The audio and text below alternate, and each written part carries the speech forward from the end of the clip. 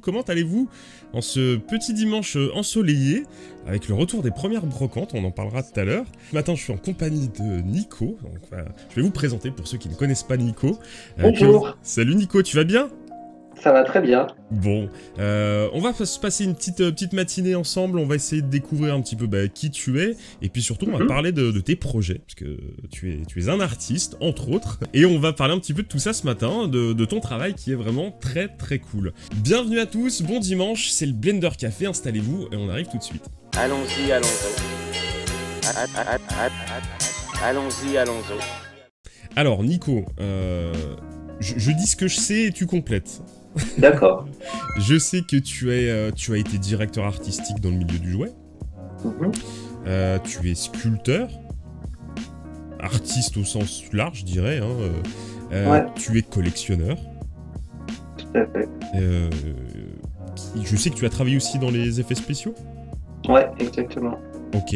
Eh ben, écoute, raconte-nous un petit peu ton parcours et puis ce qui t'a amené aux créations qu'on a pu voir un petit peu sur Instagram depuis quelques mois maintenant.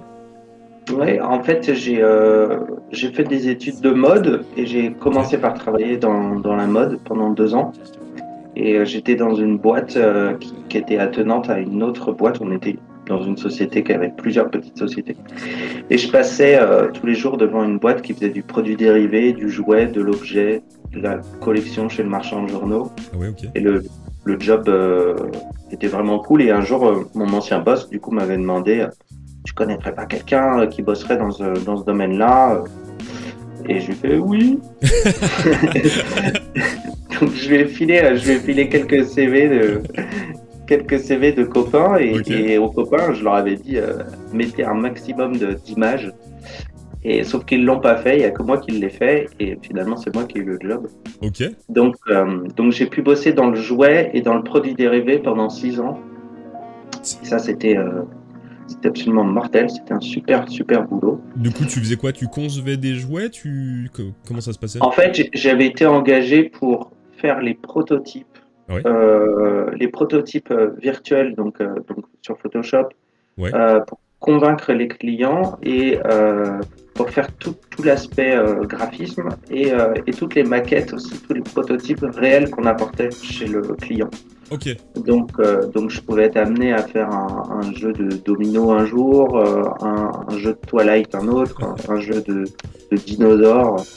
Mais c'était surtout pondre des dossiers sur Photoshop tout le temps. J'ai dû en pondre genre 500, que des faux dossiers entre guillemets, juste pour simuler en fait des idées que l'équipe et que le boss pouvaient avoir, quoi. Ok, c'est ta première approche avec le jouet, enfin le monde du jouet, quoi. Professionnellement, ouais. Professionnellement. Sinon je collectionnais de ouf et tout. Et puis au travers de ce métier-là, je travaillais aussi pour les effets spéciaux de plateau, donc des maquillages, des choses comme ça. Okay. Je n'ai fait que des clips, des courts-métrages, jamais de longs-métrages. Ouais. Parce que ça demandait un investissement plus important. Et puis j'ai fait beaucoup à l'époque où ça commençait, où les youtubeurs commençaient à cartonner un peu. J'ai fait pas mal de vidéos pour les youtubeurs, pour Norman, pour Jérôme, pour Hugo. Ouais. Et le pénis qu'il y a notamment sur le front de Norman. C'était ma part. Et puis par la suite, j'ai un peu lâché ce boulot-là. Je me suis un peu plus orienté sur les accessoires. Et parce que c'est un boulot qui est assez difficile, le boulot de maquilleur, c'est beaucoup de pression sur les plateaux. Okay. Et j'apprécie pas trop la pression sur les plateaux de tournage. Ouais. Et du coup, par la suite, j'ai quitté mon boulot dans le jouet pour me mettre en indépendant et faire ce que j'avais envie de faire sur le moment, à savoir créer mes propres objets, quoi. D'accord. On a Philippe Segal qui nous dit passionnant concept, Nicolas avait-il une spécialité de jouet ou est-ce que tu touchais à tout type de jouet? À l'époque, dans mon boulot? Ouais.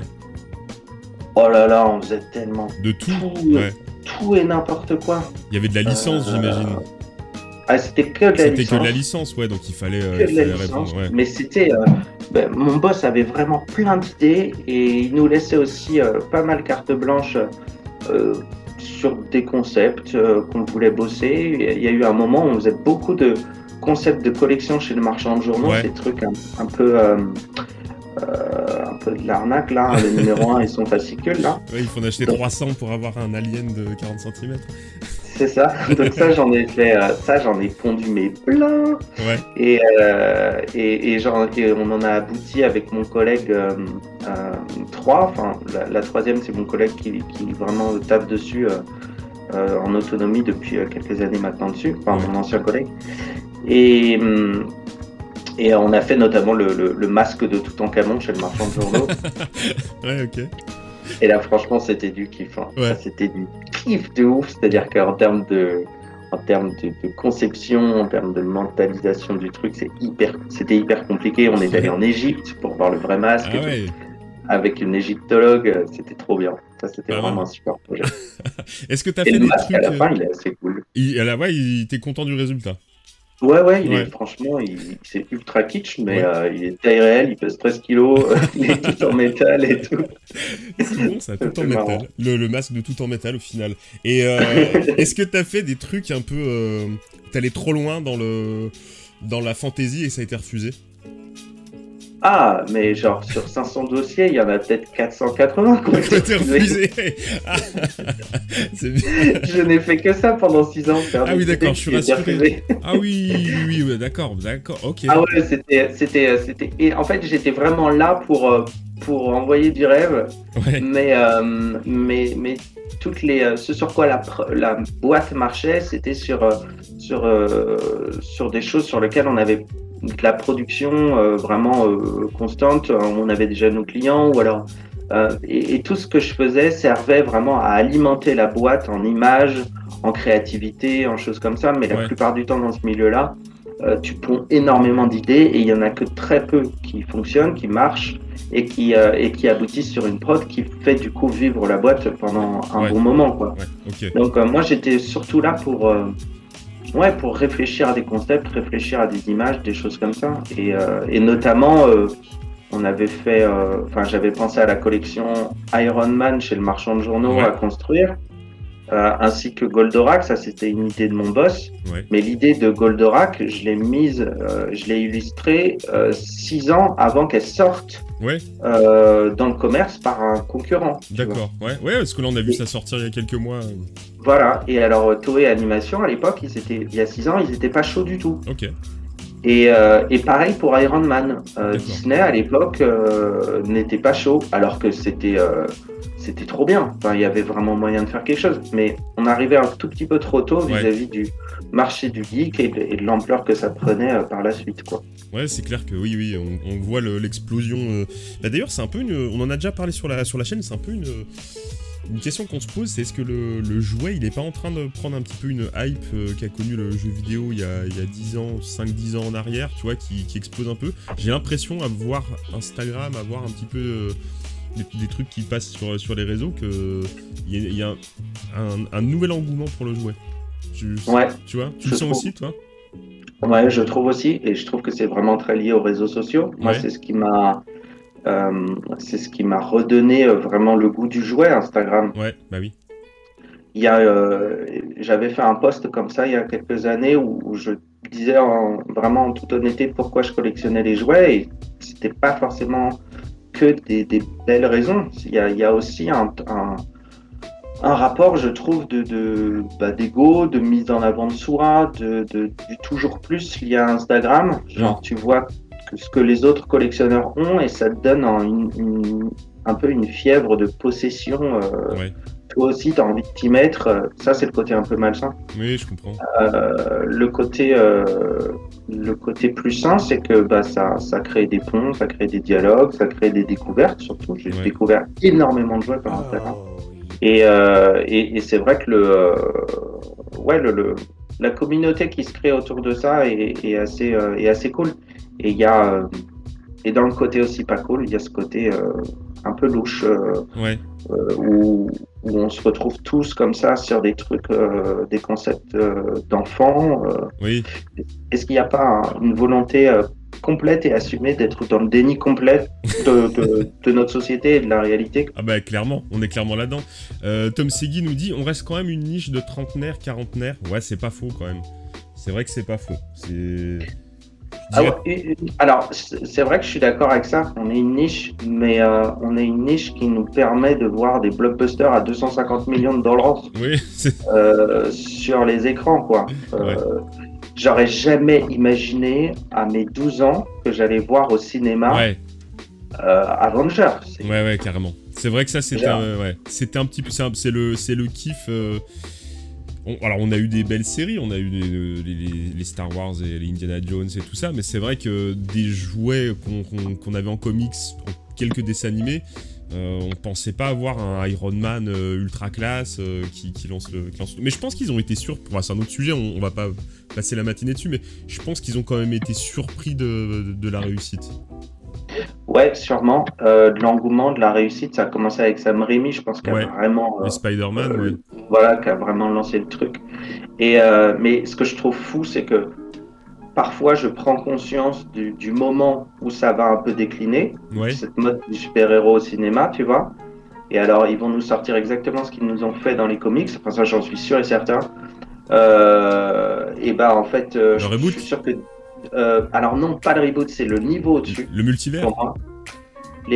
Encore plus. C'est-à-dire que c'est DC, Warner et Disney, je suis sûr, d'ici à 10-20 ans, ils vont se faire des crossovers de malades où on va voir un peu comme à l'époque de DC versus Marvel, tu vois, où on va voir vraiment des combats pour nous piquer notre argent. Ouais, c'est possible. Ouais.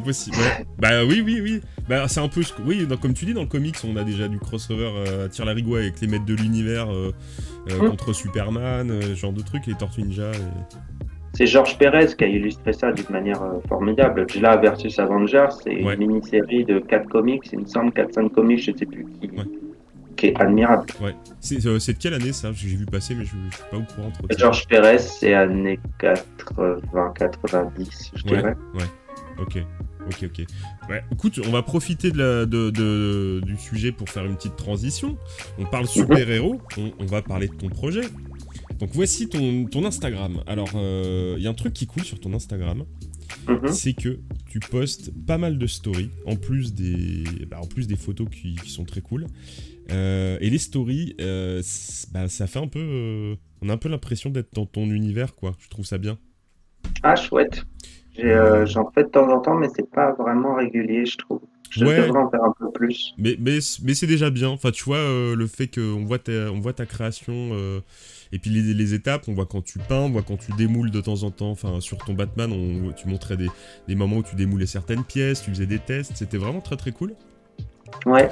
Et c'est à cause de toi qu'il y a des mecs comme moi qui se disent des fois on va essayer de faire un moulage qu'on rate. c'est pas grave. Mais tant mieux. Voilà. Tant mieux que tu le rates, mais tant mieux que tu essayes déjà. Comment il est venu ce projet de Batman? Pourquoi tu t'es mis sur ce Bruce Wayne? Alors je veux dire Bruce Wayne et Batman parce que t'as fait les deux visages. Ouais. L'idée a commencé à germer en confinement. J'ai eu un confinement de privilégiés dans des conditions admirables. Et du coup, de ce confinement de privilégiés, j'ai pu avoir un cerveau apaisé pour réfléchir à ma créativité. Et j'étais parti à la base pour me confiner genre 15 jours. Je pensais pas que ça allait durer 3 mois. Pour ma part, je suis resté plus longtemps. Et donc j'étais en Bretagne à la mer et là, je pensais que j'allais dessiner et en fait au bout de 2 semaines j'ai eu envie de sculpter. J'ai fait de la pâte à sel. Du coup je me suis mis à la pâte à sel. J'ai fait du bas-relief pendant je sais pas 4 semaines, 1 mois, je sais plus exactement. Et puis au bout d'un moment le bas-relief, donc c'est tout plat comme une sorte de pièce de monnaie d'une certaine manière. Moi, je faisais plutôt du haut relief. Ça commençait à être un peu plus épais. Et au bout d'un moment, je me suis dit, vas-y, je me chauffe pour une figurine articulée en pâte à sel. C'est complètement idiot, ça pourrait être rigolo. Et puis, ça va me faire passer un bon moment. Et je réfléchissais à un personnage. J'hésitais entre Batman et Skeletor. Ok. Et Skeletor, il y avait trop d'aspects techniques en termes d'accessoires en plus à côté. Et Batman, j'avais toute ma collection de jouets Batman de mes 5 à 25 ans qui étaient Alors, si, dans le garage. si je dis pas de bêtises, t'es un gros fan de Batman. Donc voilà, j'ai commencé ma passion pour l'objet et pour le jouet avec Batman. Avec la gamme Kenner de 92, si je dis pas de bêtises. Et j'en avais quelques-uns quand j'étais vraiment enfant, mais Ouais. très rapidement, je les ai dénigrés parce que je me sentais vraiment collectionneur et pour moi, c'était des jouets d'enfants et j'en voulais pas. Et même en brocante, Ok, je les achetais pas forcément, j'achetais vraiment les autres trucs ok. plus rares, mais j'ai commencé à acheter la gamme Kenner que méga tard, évidemment, au moment où ça commençait à prendre de la cote. Ouais. Mais, du coup, t'étais sur quoi alors? Plutôt quoi, du Toy Biz? Des trucs carrément plus chers encore? Encore au-dessus, niveau au-dessus? En fait, j'achetais absolument tout, Ouais. tout de ce qui était de Batman euh, en, en produits dérivés, tout ce qui pouvait passer sous mes yeux, quoi. Ok. Donc, et c'est marrant parce que du coup, avec le recul, on ratissait énormément les brocantes avec mon père. On se levait très tôt le matin, il toquait à ma porte, il me demandait toujours tu veux venir ce matin? Et du coup, moi, toujours la tête dans le cul, j'ai dit ah oui, j'arrive. Il était genre 7h30, tu vois, méga tôt, quoi. Et on se faisait tous les dimanches 3-4 brocantes, c'était trop bien. Donc, oui. je trouve ça rigolo J'ai vraiment acheté tout ce qu'il y avait de Batman en Loire-Atlantique sur une période de plus de 10 ans. Ouais. Et de là, j'ai constitué du coup une gigantesque collection et que j'ai pu retrouver pendant le confinement. J'ai rouvert toutes mes caisses, je me suis réimprégné du personnage. Et puis là, je me suis dit, vas-y, je vais faire mon jouet ultime de Batman. Et j'ai commencé du coup à réfléchir au jouet ultime que je pouvais faire. Ça, c'était quand même une réflexion assez délicate. Savoir ce qu'on veut, c'est délicat, je trouve. Et j'ai longtemps cherché pour savoir quel était le kiff ultime de la figurine que j'aurais toujours voulu avoir. Ouais, mais justement, c'est ma question. Qu'est-ce qui fait pour toi que c'est la figurine ultime? Qu'est-ce que tu lui as mis comme âme, comme relief, justement, pour qu'il corresponde à ça? Je suis revenu vraiment aux origines pures du personnage. Ouais. Déjà en termes de chronologie, je suis parti sur le costume de 1939 de Bob Kane et Bill Finger. Et en fait, quand j'étais gamin, j'avais un coffret c'était un de mes premiers achats très chers que j'avais fait par correspondance. Un coffret de Cheap Kid, Ouais. qui était une grosse boîte magnifique avec un bouquin collector de Batman, avec une réédition alors je sais plus si c'était le Détective Comics numéro 27 ou je crois que c'était une réédition, il me semble, du numéro 1 de Batman quand Batman a eu sa première série en 1940. Et il y avait une figurine particulière qui reprenait le look de Bob Kane. D'accord. Et je pense que inconsciemment, ça, j'avais envie de rester dans ce design, ouais. Ouais, de me réapproprier cette figure-là. Ouais. Ok. Et puis à côté, j'ai toujours été fasciné par la série de Bruce Timm et de Paul Dini. Et les visions qui m'enthousiasmaient le plus du personnage, c'était quand je voyais Batman sans sa cagoule, avec le costume et la tête de Bruce Wayne, et des séquences comme ça. Ouais, je comprends. Ah, je trouvais ça mais absolument magique parce que c'était la seule et unique fois qu'on voyait le personnage. Un peu à nu, quoi. C'est le super-héros à nu, finalement, parce que le visage, c'est ce que tu caches quand t'es un super-héros. C'est le dénominateur commun de quasiment tous les super-héros. Et effectivement, Batman sans sa cagoule, c'est d'une vraie mise à nu, et du coup, ouais, ça dit quelque chose. Exactement. Et puis il n'a pas encore le costume de Bruce Wayne. Ouais. Il est dans cet entre-deux qui est absolument fascinant. Et quand j'étais enfant, j'avais imaginé une théorie que j'avais postée à l'époque sur le forum de Allociné, où Batman avait trois personnalités, Batman, Bruce Wayne et l'enfant. Ah oui. Et l'enfant permettait de faire la transition entre les deux personnalités. Et finalement, cette théorie, j'ai continué de la garder et je l'ai creusée pour ce projet-là. Alors, moi, excuse-moi, Nico, je trouve que t'es un dingo. T'es un fou furieux. Parce que, ok, t'es un sculpteur de talent, on va pas se mentir. Tu fais des trucs très très cool. Mais merde, tu fais tout. Tu vas dans les détails. C'est un truc de malade. T'aurais pu filer les boîtes. Alors, je vais parler des boîtes parce que c'est le truc qui m'a fait vriller quand j'ai vu ça sur ton Insta. T'aurais pu faire imprimer les boîtes par un imprimeur classique et puis c'est tout. Non, t'as monté tout à la main, t'as fait les polystyrènes à la main, et tu as fait les illustres en sérigraphie, quoi. C'est pas possible. Ouais, là, c'était vraiment une... Déjà, j'adore l'autonomie. Je trouve ça absolument formidable, être autonome. Après, c'est aussi une déviance. C'est un truc très masculin de ne jamais demander de l'aide. Ouais, mais ouais. Et du coup, il y a le pendant positif et le pendant négatif. Et là, j'ai essayé de faire une synthèse un peu de ça et demander de l'aide à Atelier PPP avec mon collègue Vivien. C'était mon collègue de squat dans l'atelier dans lequel je suis. Ouais, okay. C'était une évidence pour moi de travailler ensemble avec lui sur et puis ma première sérigraphie. Alors certes, pour un packaging, surtout au prix que je vends l'objet, c'était pas très cohérent dans le business plan. Ah oui. Mais en fait, je m'en foutais. Je voulais faire mon kiff, je voulais m'amuser dans mon travail et surtout, j'avais très vite cette vision de cette couverture d'objets, de cette boîte. Je voyais exactement comment je voulais la faire. Ouais, c'était précis dans ta tête, donc ça reste cohérent. Mais oui, je comprends, quand on est entouré de personnes qui ont des spécialités, c'est difficile de pas craquer et de faire appel à eux. Surtout là, le résultat, il est dingue. Enfin, Merci. C'est fou. C'est fou. Et du coup, tu parlais de prix. Alors, comment on se le procure, ce Batman? Combien il y en a? Dis-nous tout. En fait, il a été...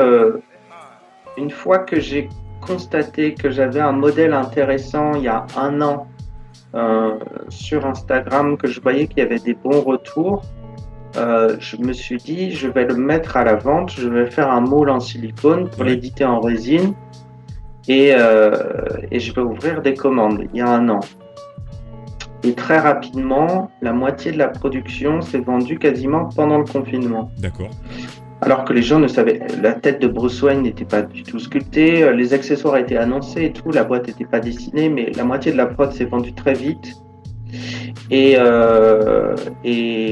donc ça, j'étais ravi, j'étais très content. Une fois que le projet a vraiment commencé, je me suis dit, vas-y, je vais éditer les 30, il y a 30 pièces, 31 avec la mienne, je m'en suis gardé une. Donc il y a 31 pièces, 30 mis à la vente, et très vite, ça a été un engouement de ouf. J'ai tout vendu très rapidement, vraiment très très rapidement. Et puis finalement, le temps faisant, ça a été quand même une prod sur laquelle j'ai eu énormément de retard. Ouais. Vraiment énormément de retard.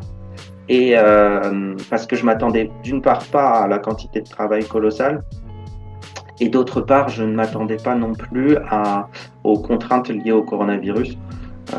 Avec les magasins, les choses comme ça, les fournisseurs. Donc du coup, j'ai pris beaucoup de retard. Et dans ce retard, y a 2 personnes qui se sont désistées, qui ne pouvaient pas du coup acheter l'objet. Ils n'avaient plus de sous pour finir de payer l'objet. Donc en fait, il y a 2 exemplaires qui vont revenir sur le marché, qui vont être du coup proposés à la vente. Ok.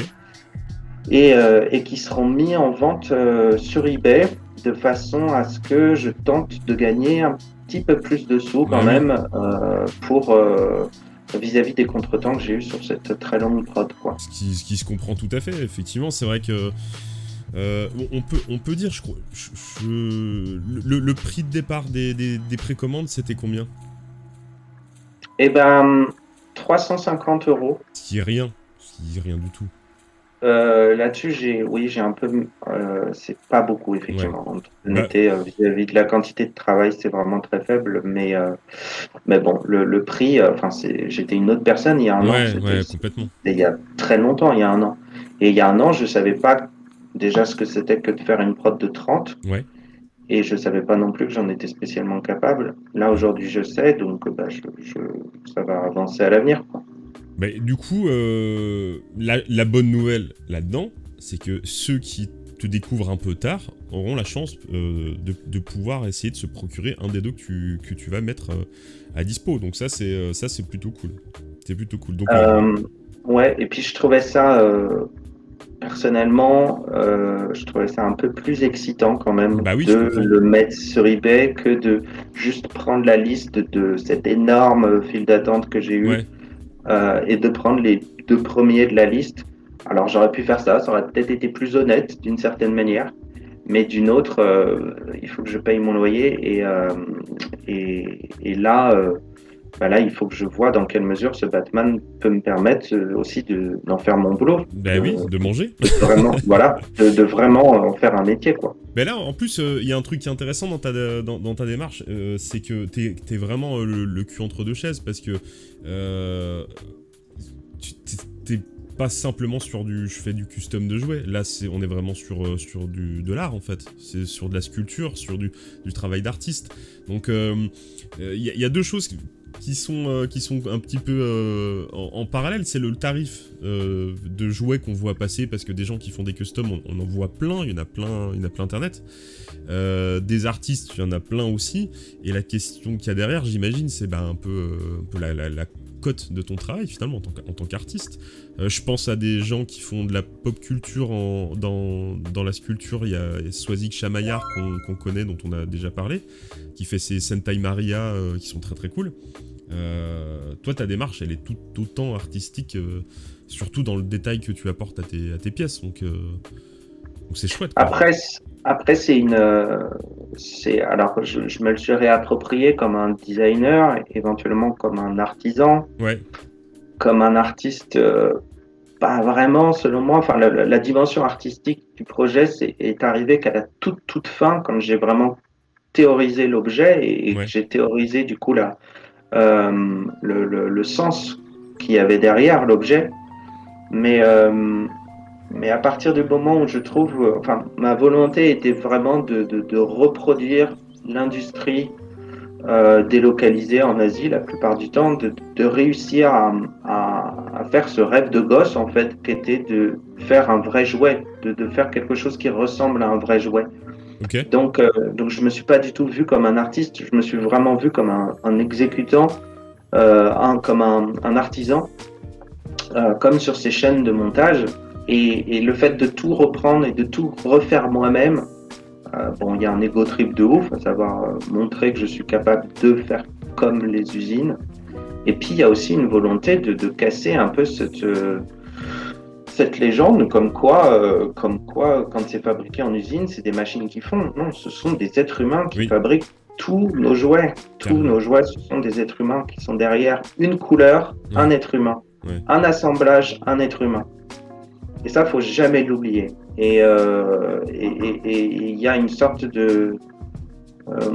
quand j'ai compris ça, quand je suis allé dans les usines en Chine et que j'ai vu les conditions dans lesquelles les ouvriers travaillaient, oh putain, ça te fait mûrir d'un coup, quoi. Et ta passion pour le jouet, elle change un peu, quoi. C'est comme ça que je me suis mis que au vintage et que j'ai arrêté d'acheter du neuf, par exemple. Ok, bah tu vois, justement, c'était une question que je voulais te poser. Est-ce qu'il y avait aujourd'hui des choses un peu qui t'excitaient dans les jouets actuels?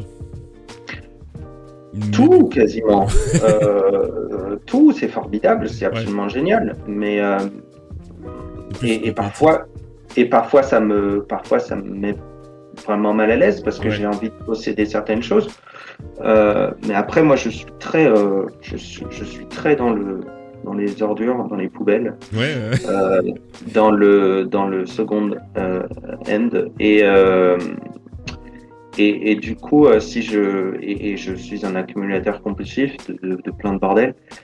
Si je commence à acheter du neuf, mais je m'en sors pas. Déjà que je m'en sors pas avec les poubelles de Paris, mais alors si je commence à aller dans les magasins, c'est foutu. Hein. Je comprends. Et puis, en fait, le capitalisme réussit très très bien son pari, qui est de nous exciter constamment sur des choses attrayantes. Et pareil, si je commence à plonger là-dedans, je suis foutu moi. Alors, donc je préfère me contenter du marché de la seconde main, De du ce marché que des tu trouves. poubelles Ouais. et de ce que je peux créer surtout. En fait, quand j'ai Ouais. vraiment une envie viscérale Tu de fais. posséder un objet, bah, j'essaye de le Tu fabriquer. le fais effectivement. toi-même. Ouais. Ouais. Ouais, bah, tout le monde n'a pas ton talent, mais du coup, c'est bien. C'est bien. Mais effectivement, donc, comme on disait, il y a eu pas mal de questions justement dans le chat et de gens qui confirmaient ça. Effectivement, je te confirme que tu as donné envie à pas mal de gens de s'y mettre. Super. Donc j'ai vu, il y avait Toxic Panda qui a dit oui, je confirme, tu es une source d'inspiration. Donc c'est vraiment très très chouette. Et tu vois, souvent on peut critiquer les réseaux sociaux pour l'image cette image artificielle qu'on donne, comme tu disais, cette espèce de mise en scène et puis de montrer un petit peu cette surenchère de montrer ce qu'on a, ce qu'on possède et autres. Mais en fait, c'est aussi un très très bon moyen de montrer ce qui existe et ce qu'il est possible de faire. Donc ça, c'est chouette. C'est chouette. Ouais, encourager à la créativité, je trouve ça formidable. C'est ouais. Vas-y. Et surtout, c'est une discussion qu'on a eue un petit peu en off avant-hier soir, quand on a fait quelques petits tests techniques, mais surtout, pas avoir peur d'essayer et d'échouer, et c'est pas grave. Ouais. En fait, il y a un truc que j'ai pas vraiment réussi à faire, c'est seulement éventuellement mes parents, et encore, je trouve qu'ils ont pas trop réussi non plus. Il y a éventuellement que l'éducation nationale qui a réussi s'ils ont un mérite, c'est bien ce truc-là, je trouve, à me forcer à finir ce que je commençais. Ouais. Mon club de bande dessinée aussi, je faisais beaucoup de bande dessinée quand j'étais gamin, et puis j'ai gagné pas mal de prix là-dedans. C'était un truc que je voulais faire quand j'étais enfant. Et en fait, le plus important, c'est le fait d'aboutir ce qu'on commence. Ouais. Il n'y a rien de plus important que ce truc-là. Ouais. Que ce soit la technique, que ce soit la forme, le fond, le machin. Tant qu'on aboutit, personne peut vous reprocher quoi que ce soit parce que c'est terminé. Et puis même pour soi, si tu te dis tiens je vais mettre au roller, t'achètes des rollers et que t'en fais jamais, ça n'a pas de sens de faire ça. Et effectivement, à partir du moment où tu décides de t'impliquer dans quelque chose, c'est vrai que d'arriver au bout, ça aide à se sentir bien, tout simplement, quoi. T'as fait ton kiff, quoi. Et pourquoi tu le fais, c'est-à-dire pourquoi tiens demain j'ai envie de faire un jouet. Faut que ça soit aussi pour les bonnes raisons. Ça permet vraiment aussi d'avancer, de progresser, d'avancer à une autre étape. Alors que si on n'aboutit pas à ce qu'on commence, chose que je faisais énormément dans mes projets personnels, et j'ai commencé en fait seulement à 29 ans à aboutir mon travail personnel. C'est seulement en quittant mon boulot dans le jouet et que je me suis mis en indépendant où pour la première fois de ma vie, j'aboutissais mes projets perso. Et ça a été dur et ça l'est encore énormément. C'est-à-dire que ça fait que depuis, j'ai 34 ans je crois maintenant, ça fait du coup 5 ans que je travaille sur moi et sur mon projet perso. D'accord. Et c'est pour ça qu'une prod aussi de 30, c'est très très dur pour moi parce que quand on est très perfectionniste, ça prend un temps fou de faire une prod de 30. Et du coup, tu parles de ces projets-là. Est-ce que tu as déjà en tête la suite ? En fait, il y a aussi un paradoxe, c'est que parfois, on fait quelque chose qui apparaît simple et qui est beaucoup plus compliqué que quelque chose qui apparaît compliqué. Par exemple, quand on sculpte de l'organique avec des effets de lavis, de brossage, des effets entre guillemets compliqués de peinture, c'est un peu de la poudre aux yeux et ça émerveille un peu parce que ça semble bien fait, tu vois. Alors que c'est tellement plus facile que de faire ce putain de Batman avec des facettes ultra lisses, ultra droites, où tu n'as pas du tout le droit à l'erreur en termes de peinture, tu n'as pas du tout le droit à l'erreur en termes de ponçage. Ça, c'est très très dur. Et sur les prochaines prods que je vais faire, je veux justement un peu baisser cet ego-là, que tu mentionnais, qui est de vouloir copier une industrie délocalisée tout seul, ça n'a pas de sens. Je l'ai fait une fois, j'en ai souffert quand même beaucoup. Maintenant, je veux plus me rapprocher de l'art, justement. Je veux plus me rapprocher de la pièce unique, du one-shot, des petites prods. J'ai envie de me rapprocher j'ai envie de faire plus de choses, plus de projets Moins. Ouais, je comprends. Voilà. Tu vas pouvoir explorer plus d'univers en faisant des petites prods, ouais, je comprends. C'est ça, et puis faire en sorte aussi que ce boulot soit rentable. Et en fait, ce boulot peut pas être rentable si tu fais que des prods de 30 d'un an, ou alors faut les vendre très cher.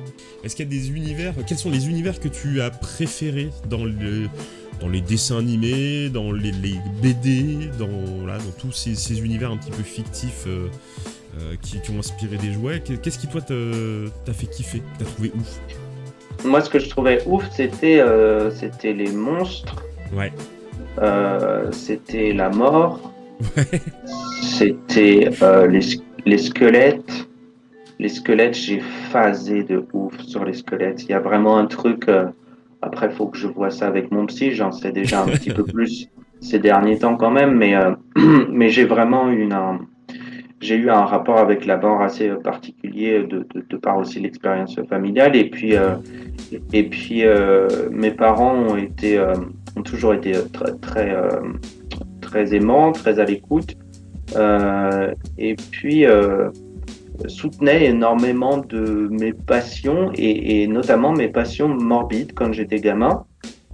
Où à chaque fois qu'on allait, alors on allait énormément visiter les églises, les musées, on faisait des vacances culturelles absolument tout le temps et on partait beaucoup en vacances, on partait beaucoup à l'étranger. Et à chaque fois qu'il y avait une crypte, à chaque fois qu'il y avait un cadavre, on allait toujours voir la petite relique de tel ou tel saint. On allait toujours, dès qu'il y avait un petit bas-relief de tête de mort, ah regarde Nicolas, c'est bas-relief de tête de mort, donc je le prenais en photo. Okay. Ici il y a des catacombes, tu peux peut-être mettre l'appareil pour prendre en photo. Donc j'ai des piles de squelettes en photographie. Bon, super cool de la part de mes parents et ça a vraiment généré en moi un univers que je retrouvais en fait bizarrement, étonnamment que je retrouvais dans les dessins animés. C'était quand même très bizarre de voir les contes de la crypte, même tout ce qui est Mighty Max ou Creepy Crawlers. Il y avait toujours un squelette, il y avait toujours la représentation de la mort qui était constamment présente. Skeletor. Et Skeletor, bien sûr.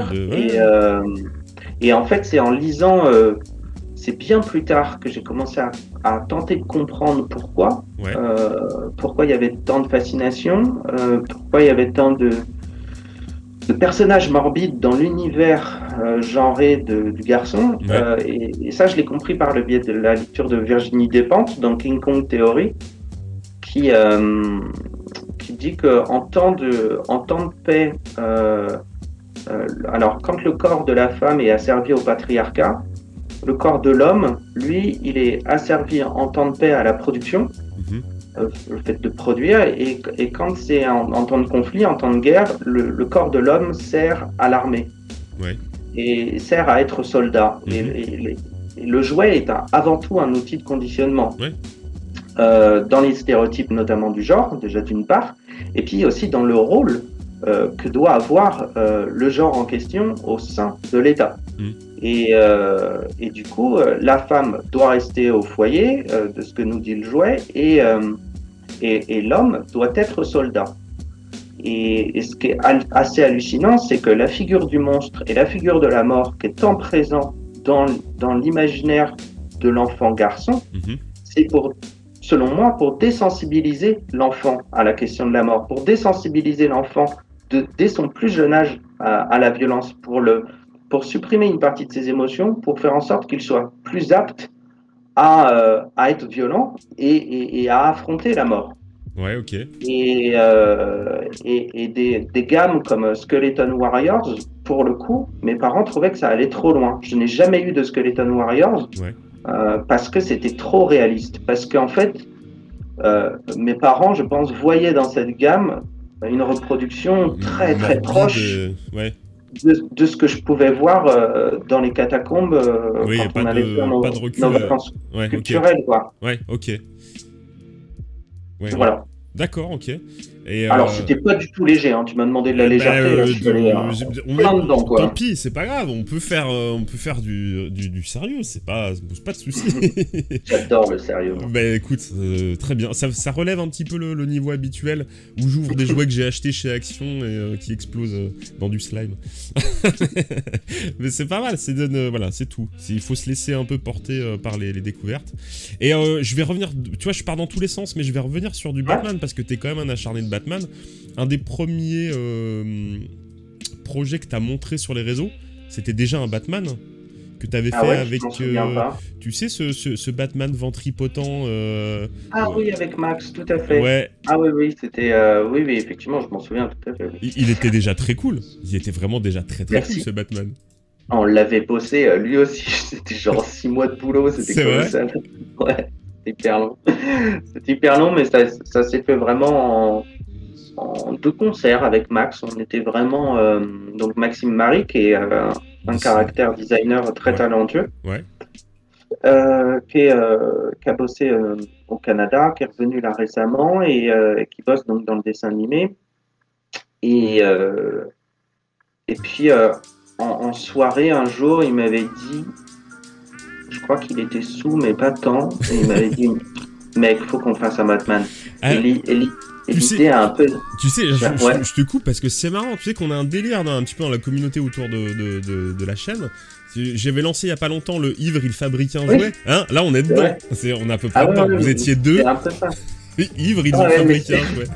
C'est vrai que autant avec la marijuana, je trouve que les idées ne sont jamais très pertinentes, autant avec l'alcool. Alors évidemment, tout ça avec modération. Hein. Il y a des fulgurances, il y a des fulgurances. Mais parfois, il y a des bonnes idées, ouais. Et au début, avec Max, donc c'était une idée d'homme sous, et sauf que le lendemain, à l'époque, j'étais donc au chômage, donc j'avais du temps, j'avais l'argent de mon chômage pour faire des projets perso. Ouais. Et puis, j'ai commencé à dessiner quelques trucs pour envoyer la balle dans son camp pour qu'il m'envoie des trucs, quoi. Ouais, okay. Mais à l'époque, on a fait ça un peu à l'arrache. Il m'a fait aucun turn. Il fallait vraiment que je lui tire un peu les verres du nez, tu vois, pour avoir des infos esthétiques sur l'objet. Et puis on a bossé le truc une fois par semaine. En fait, il venait chez moi. Moi, je sculptais. Ouais. Et puis il me donnait des directions. Ah ouais, d'accord, ok. Il t'a pas balancé le truc Non. Ah ouais, ok. Non. Bon, en fait, j'avançais une semaine, il venait, il voyait les modifications, et là on modifiait, et encore une semaine, et on a dû faire ça peut-être, je sais pas, peut-être une dizaine de fois, je sais plus exactement, un peu moins. Jusqu'à ce que j'aboutisse à un truc où là, du coup, je pouvais continuer en autonomie, poncer de ouf et tout, parce que j'adore poncer, je ponce toute ma vie, tout le temps. Et puis du coup, tu peux scroller. Si tu scrolles de ouf sur le bas. Bah justement, là, je reviens pas mal en arrière, on voit d'autres créations. En fait, le Batman, là, ce que tu as vu, au début, c'était... sculpture, ça c'est Romain. Je vois des trucs, mais c'est super. Le Batman là que t'as vu, c'était la réédition de la prod. Ah d'accord, ok. Donc si tu scrolles encore plus en bas, t'as les premiers sculptes du personnage, et les premiers sculptes du personnage, au début on revient de loin quand même, hein. Il y avait du taf dessus. J'y repense là en voyant, j'ai vu que t'as peint un T-Rex, colossal T-Rex là de... Ouais, c'était pour Joe Hume. Oh là là, il est trop beau quoi. Vrai que là c'était le kiff. Là je crois qu'on arrive à la prod du Batman. Il y a du Tortue Ninja. On voit tes tafs en effets spéciaux, effectivement. C'est très très cool. Tout à fait. Ça, c'est ton premier jouet. J'avais cru voir ça dans la vidéo de Davy. Golem 2000. Golem 2000, de ouf, avec sa coupe méga... Alors, en fait, c'est inspiré d'un film allemand des années 40. Ah oui? Avec un design vraiment de dingue, où il n'y avait pas grand-chose à modifier dessus. Et les Simpsons aussi avaient déjà fait un gros travail de redesign de ce même design allemand. Donc je me suis inspiré à la fois de Motu, de ce film allemand et des Simpsons. C'est impeccable. Qui permettait de créer ce personnage un peu grotesque. Et c'est à ce moment-là, c'est à ce personnage-là qu'a commencé à naître un peu mon identité imaginaire et les mondes que je commence à créer sont nés à partir de Golem 2000. Et il y a toute une histoire que je commence à construire autour de tous mes personnages dans une sorte de gros crossover. Ils appartiennent tous au même monde, mais ils ont tous leur identité propre. Ok, et on est cohérent, on est sur... Je connais ton amour pour le bootleg et le jouet moche. Ouais, j'adore le jouet moche. Ouais, on partage un peu ça. Romain souvent se moque de moi quand je lui montre des jouets moches que j'ai trouvés. mais le jouet moche, c'est la vie, j'ai envie de dire. C'est la base. Ouais. Puis même, moi, on a tous à apprendre du jouet moche. Et le jouet moche est l'expression de l'humilité, je trouve. Ouais. C'est-à-dire que c'est présent, ça a des défauts, c'est beau, c'est laid, c'est subjectif. Ça laisse personne indifférent et moi ça m'inspire énormément dans mon travail, mais pas tant d'une certaine manière parce que je m'emmerde à faire des jouets soi-disant beaux. J'ai envie de me rapprocher de plus en plus de la mocheté et du jouet moche, de l'énergie du jouet moche, parce que en fait je trouve ça beaucoup plus pertinent en un an, par exemple, de faire, je dis n'importe quoi, une vingtaine de figurines de ce genre-là, plutôt que d'en faire une par an. Ah bah oui. Parce qu'une fois qu'il y a la multiplicité, je trouve que c'est un des trucs importants, je trouve, dans l'art, c'est le fait de produire. Parce que quand on produit, on s'améliore. Oui. C'est cool. Et sur une étagère, au bout d'un an, le fait de voir 20 figurines comme ça, très très différentes, mais certes, c'est pas hyper bien poncé, je trouve ça chouette. Et comme tu disais, c'est la variété, ils ont chacun leur univers. Comme c'est pas lié à des licences, on peut imaginer ce qu'on veut. Ça laisse de la place à la création, ces personnages. Tous ces bootlegs, tu sais, qui ont des têtes de serpents, des têtes de n'importe quoi, qu'ils ont mis sur des corps un peu de maître de l'univers ou de catcheur. Ça a tellement pas de sens que c'est beau. Ouais. En fait, on se rapproche beaucoup de l'art naïf. Ouais. Et c'est plus d'ailleurs appelé comme ça, je crois. Attends, c'est quel terme qui a sauté? Je me rappelle plus. L'art populaire ou l'art naïf? Enfin, il y a un terme qui passe plus en 2021 maintenant. Ouais, il y a beaucoup de choses qui passent plus. on a Prigmore dans le chat qui te cite, hein, il a relevé cette phrase. J'ai envie de me rapprocher de plus en plus de la mocheté. Doc Nico 2021. Ouais, ça sera peut-être le titre du replay sur YouTube, tiens. Je le garde. C'est cool. Un mec qui pond des trucs comme tu ponds, qui dit ça, je pense que ça fait réfléchir aussi. Je pense que je suis revenu sur ton Batman. Je pense que ça doit être tes premiers. Je pense que ça doit être les premiers, ceux-là. Tu l'as fait quoi en argile, le premier? Tu l'as fait en quoi?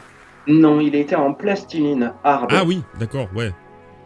Oui, effectivement. Il y a différentes qualités de plastiline, enfin pas qualité, mais différentes textures. Et la médium peuvent te servir à faire des refs, des tests, modeler assez rapidement. La hard permet un peu plus de précision. Ok. Hop, je vais montrer. Non, c'est pas ça. Je vais montrer un petit peu des images. Voilà. Ça, c'est tout premier turn définitif avant moulage pour l'édition en résine. Ah, chouette. Ouais, effectivement, c'est vrai que, comme tu dis, dès qu'on est sur des surfaces ultra lisses, ça pardonne pas, il faut... C'est ça. Et là, c'était que la moitié du travail, parce que pour moi, ça, c'est pas assez lisse. Donc, il a fallu que j'édite ce modèle-là en résine, que je le ponce, c'est ça. Que je le clean pour refaire un moule en silicone pour avoir mon édition finale. Je suis un peu là-dedans. Alors moi, comme je suis un truand, je ne sais pas sculpter. Je suis un peu là-dedans. D'ailleurs, je te demanderai des conseils parce que je me suis mis en tête de refaire, tu sais, les Terminator Canner que tu avais dans les playsets de Bioflash Generator. Extrêmement jaloux. C'est vrai? T'aurais voulu avoir l'idée? Que tu aies eu cette idée. J'étais dégoûté. Parce que ce jouet, il est juste extraordinaire. J'ai jamais pu le tester et tout. Je l'ai jamais vu en brocante. C'est magique. Ça, c'est vraiment une idée de commercial. Ouais, c'est ça, moi je suis un truand, je suis un commercial dans l'âme. Le truc en fait, c'est que ce jouet, je le surkiffe, la boîte est trop bien, je dirais que la boîte du jouet elle est trop bien, et comme toi, je l'ai jamais eu en fait. Et j'avais beaucoup de questions par rapport à ça, ça t'intrigue quand t'as un gosse de comment tu fais la peau d'un robot Terminator et tout. Donc j'imagine, donc j'en ai acheté un sur Vinted, je trouve un espagnol. Tu l'as payé combien? 20 balles je crois. Oh, mais j'ai pas la boîte, il est en loose, hein. Il est en loose total. Okay. 20 balles, j'ai eu le socle qui doit être là. Tic. Tu vois le socle qui est là, dans lequel tu viens mettre le rack avec ton corps. Et t'as un piston derrière et tu mets ta patte magique qui vient remplir le sarcophage et qui fait la peau. Alors j'imagine que ça doit être de l'alginate. La matière, voilà. Parce que comme ça doit être pas toxique pour les enfants, comme l'alginate c'est de l'algue, je pense que ça doit être ça. Tout à fait ça. Donc j'ai un pot avec de la poudre d'époque, je l'ai pas testé, et je me suis dit je vais tenter d'en faire un pour le reproduire, et je l'ai fait en silicone. Et en fait c'est dégueulasse, ça pisse, ça dégueule de partout. C'est l'enfer. Bah ouais, les plans de joints, les joints doivent être très médiocres quand même. C'est ça. Et voilà. Donc ça a été une galère pas possible, c'est-à-dire que mon silicone a dégueulé de partout. Et en plus, le système de piston, il est bien, mais ça ne remplit pas du tout les extrémités des pieds et les extrémités des mains. Mais je pense que déjà la publicité de ce jouet était extrêmement mensongère. Oui. Parce que ça a créé une édition juste parfaite et tout, génial.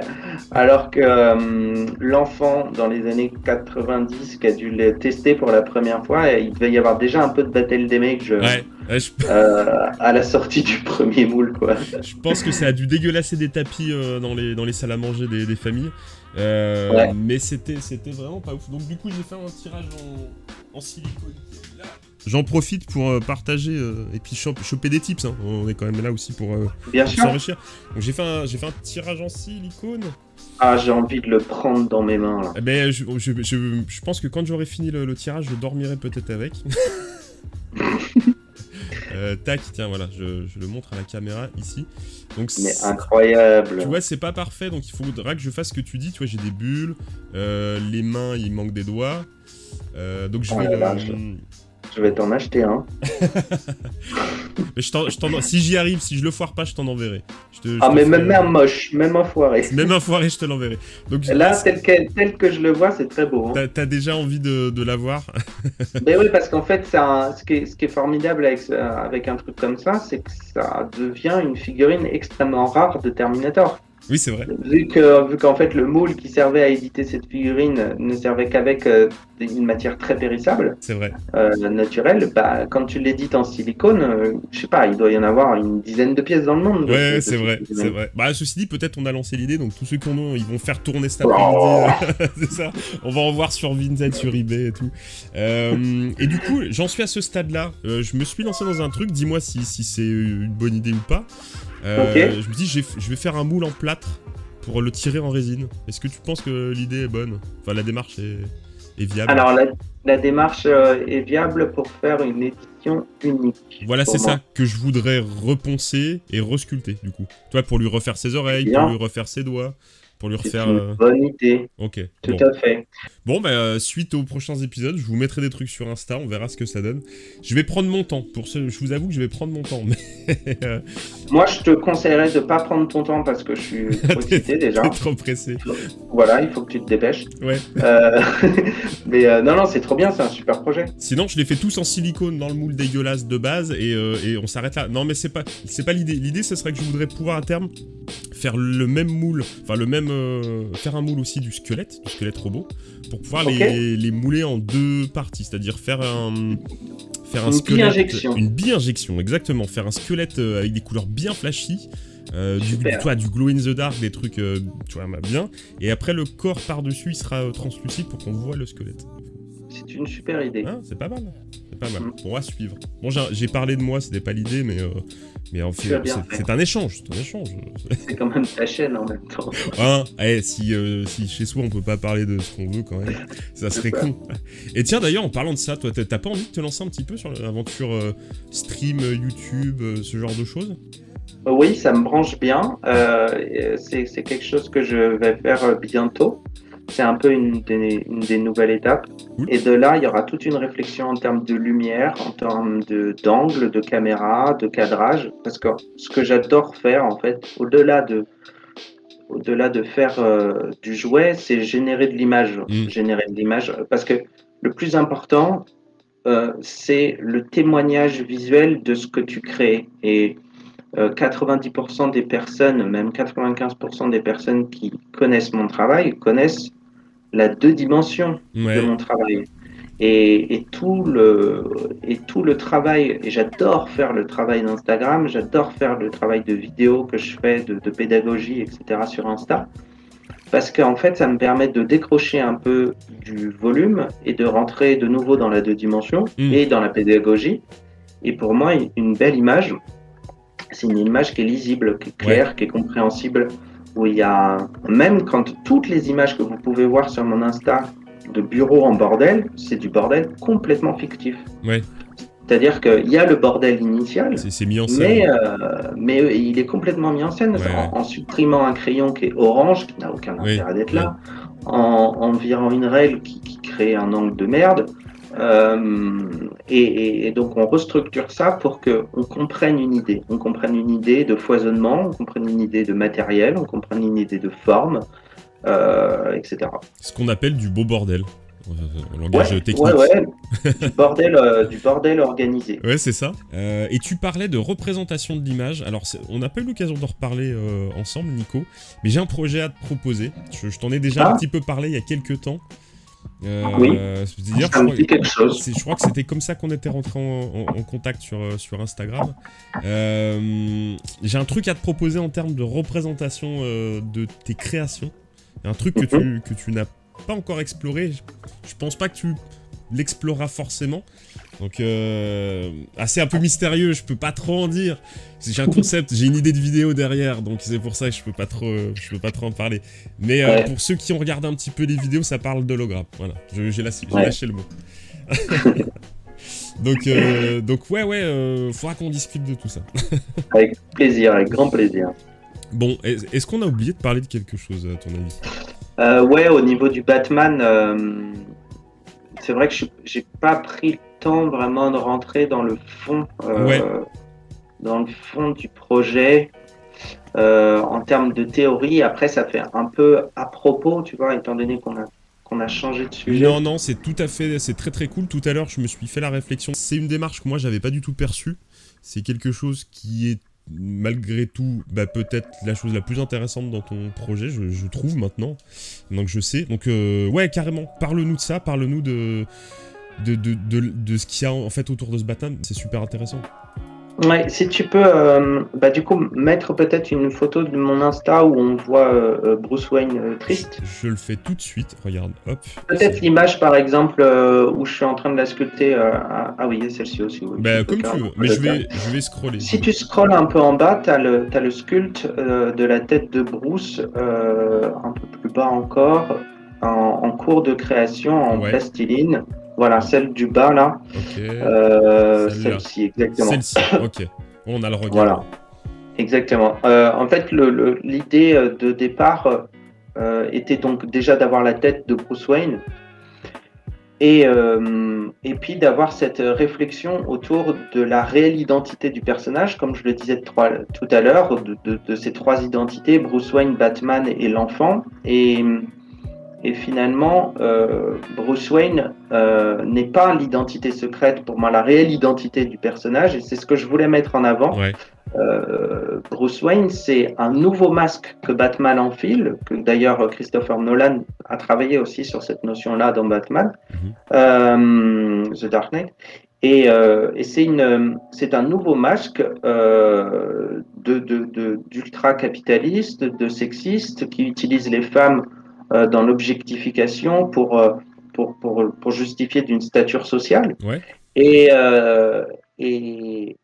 Et en fait, la réelle identité du personnage, pour moi, résidait dans l'identité émotionnelle.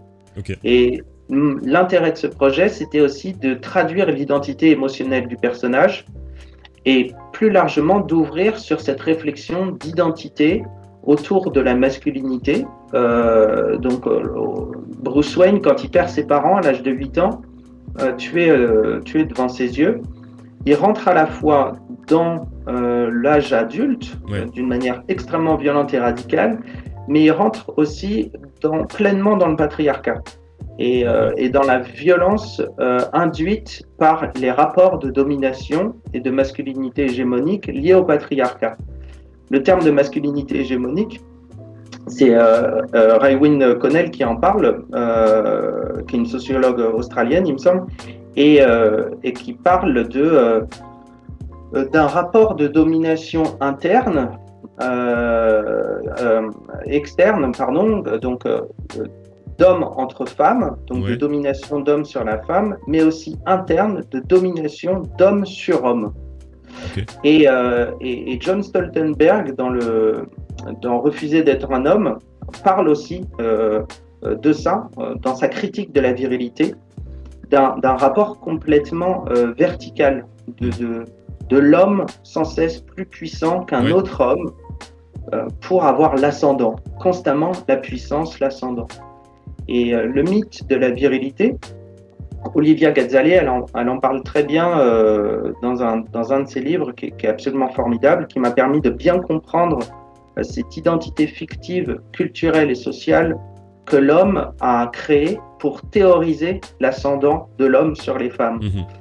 Et Bruce Wayne et Batman, en fait, ce sont deux costumes complètement caricaturaux de l'identité masculine et du masque masculin, en fait, pour à la fois être fort, d'être protecteur, d'être dur, d'être violent et de réprimer ses émotions, de ne jamais demander de l'aide. Et le conditionnement sociétal et culturel de par les stéréotypes de genre nous impose aux hommes en fait une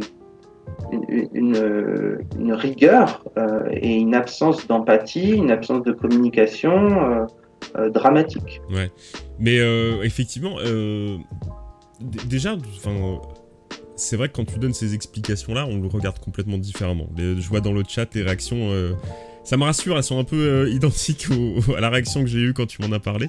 Ça surprend, et en même temps, c'est tellement évident, parce que quand on regarde là, le regard de ton Bruce Wayne, effectivement, on retrouve l'enfant, on retrouve le questionnement, on retrouve un peu... voilà, tous ces sentiments qui font la profondeur de Batman et de Bruce Wayne. Et en même temps, je suis pas un spécialiste de Batman, mais c'est un personnage qui est quand même dans l'univers des super-héros qui est quand même ultra riche, quoi, en termes de personnalité.